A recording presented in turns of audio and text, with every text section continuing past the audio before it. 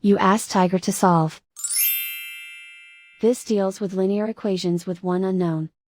The final result is x equals 2/9. Let's solve it step by step. Simplify the expression. Multiply the fractions. Break up the fraction. Find the greatest common factor of the numerator and denominator. Factor out and cancel the greatest common factor. Swap sides.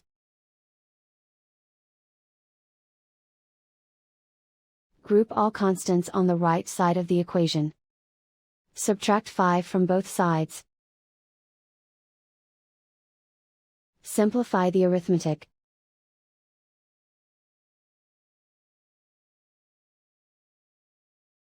Isolate the x.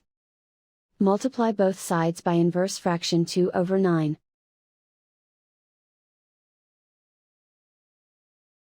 Group like terms. Multiply the coefficients.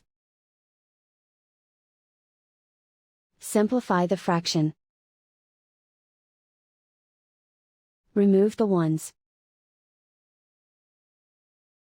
And so the final result is x equals 2/9.